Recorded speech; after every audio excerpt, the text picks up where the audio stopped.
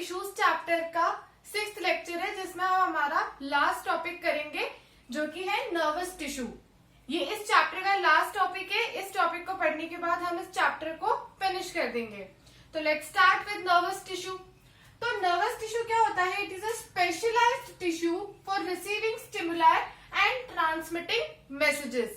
मतलब ये एक ऐसा टाइप का टिश्यू है जो कि बाहर से स्टिमुलाई को रिसीव करता है एंड देन उन मैसेजेस को ट्रांसफर करता है। Now what is stimuli? Stimuli क्या होती है? Any change in the environment is the stimuli. जैसे मान लो कि हमने किसी चीज को हाथ लगाया जो कि बहुत गर्म है, तो वो हाथ लगाते से ही हम अपना हाथ पीछे ले लेंगे।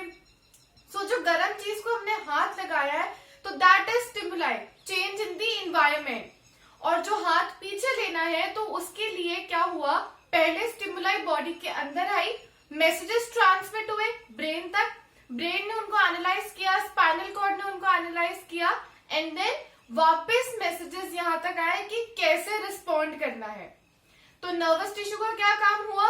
स्टिमुलाई को रिसीव करना एंड देन रिसीव करने के बाद मैसेजेस ट्रांसमिट करना फ्रॉम जहां से स्टिमुलाई रिसीव हुई है वहां से ब्रेन एंड स्पाइनल कॉर्ड तक एंड वापस वहां पे जहां पे स्टिमुलाई रिसीव हुई है।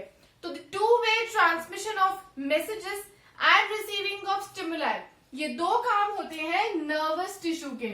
ओके, तो ये दो फंक्शन हो गए। अब कहां कहां पे प्रेजेंट होगा? These are present in the brain and spinal cord.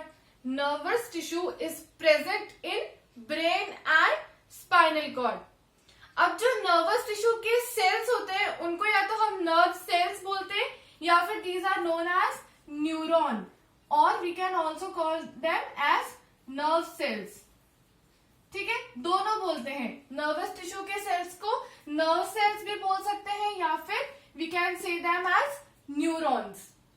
अब बहुत सारे न्यूरॉन्स जब एक के पीछे एक अरेंज होते हैं तो they form the structure as nerve fibres. When neurons get arranged back to back, एक के पीछे एक अरेंज हो जाएंगे तो एक लॉन्ग फाइब्रस स्ट्रक्चर बनेगा जिसको बोलते हैं नर्व फाइबर्स, और we can say them as nerves. ठीक है, तो क्या होगा? एक के पीछे एक न्यूरॉन्स अटैच होंगे, एक के बाद एक मैसेजेस ट्रांसफर करते जाएंगे, तो वो एक लंबी जो चेन होती है वो या तो कहलाएगी नर्व फाइबर या फिर nerves. These were the general characters of nervous tissue. Now we will study the structure of neuron.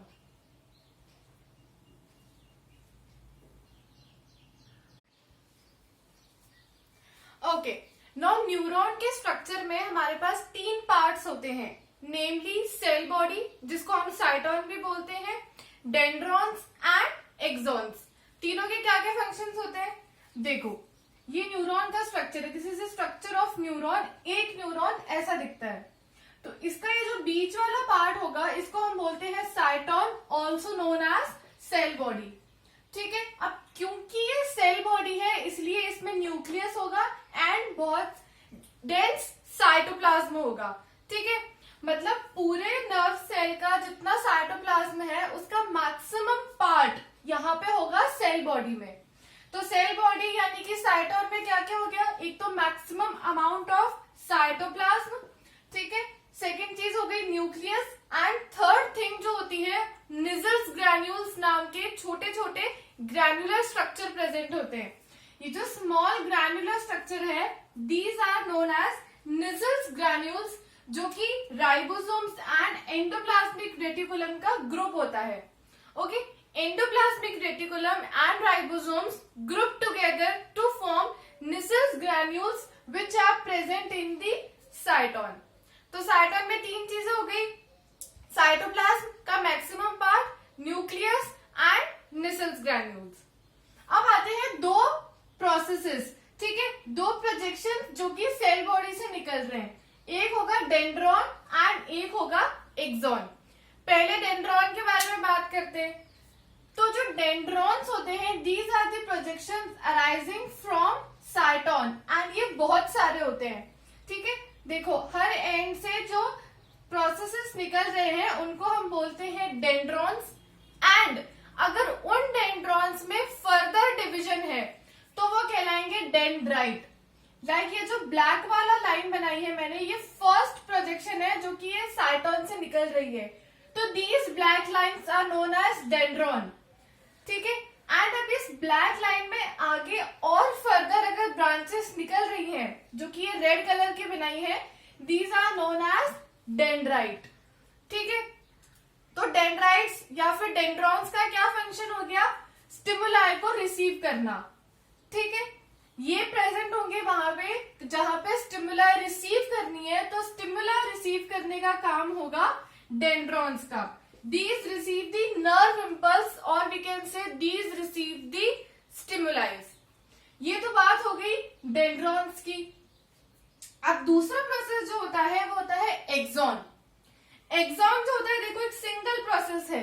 जैसे डेंड्रॉन्स बहुत सारे निकल रहे थे, एक्सॉन क्या है? एक सिंगल प्रोसेस है, एक सिंगल प्रोजेक्शन है जो कि साइटन से निकल रहा है, ठीक है। अब ये देखो, इस पर्टिकुलर न्यूरॉन के बारे में अगर बात करें तो ये एक्सॉन इस सेल बॉडी से दूर जा रहा है ना।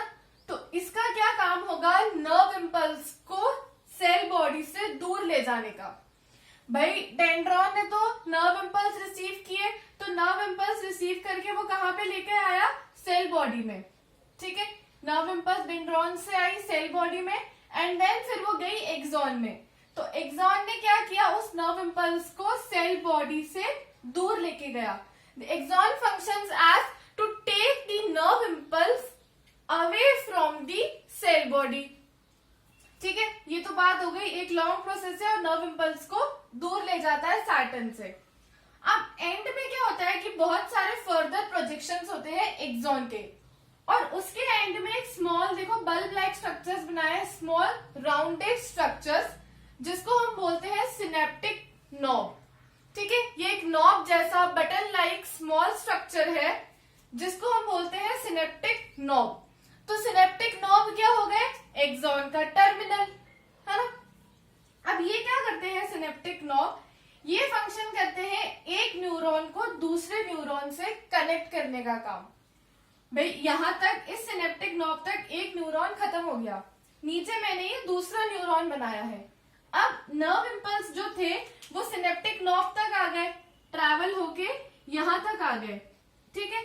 अब इसको इस न्यूरॉन से अगले वाले न्यूरॉन में जाना है, तभी तो मैसेजेस ट्रांसफर होंगे एक के पीछे एक न्यूरॉन से। तो क्या होगा कि इस सिनेप्टिक नॉब में से ये मैसेजेस यहाँ पे ट्रांसफर होते हैं दूसरे न्यूरॉन के डेंड्राइट में, है ना। तो सिनेप्टिक नॉब ने क्या किया? नर्व इंपल्स को ट्रांसफर किया from one neuron to the another, और ये ट्रांसफर करने में दोनों न्यूरॉन्स के बीच में गैप प्रेजेंट होता है, क्योंकि ये बिल्कुल अटैच नहीं होते। एक न्यूरॉन और दूसरे न्यूरॉन के बीच में गैप प्रेजेंट होता है जिसको हम बोलते हैं synapse. Synapse is the gap which is present in the two neurons, ठीक है। ये दो न्यूरॉन्स के बीच में गैप प्रेजेंट होता है।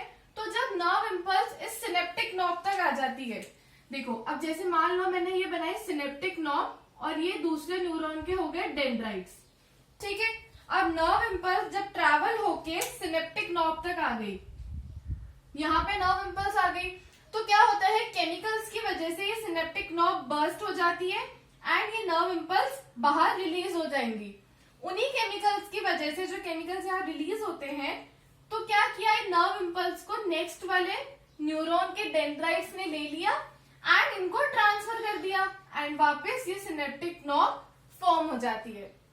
तो इस तरीके से नर्व इंपल्स को रिसीव किया डेंड्राइट ने, लेकर गया साइटन तक, उसने वहां से लिया एक्सॉन ने जो उसको साइटन से दूर लेके गया, वहां से वो नर्व इंपल्स आई सिनेप्टिक नॉब में, सिनेप्टिक नॉब बर्स्ट हुआ, उसने उन नर्व इंपल्स को नेक्स्ट न्यूरॉन के डेंड्राइट में ट्रांसफर किया और उसके बीच में जो गैप प्रेजेंट था, जो प्रोसेस हुआ, उसको हमने बोला सिनैप्स।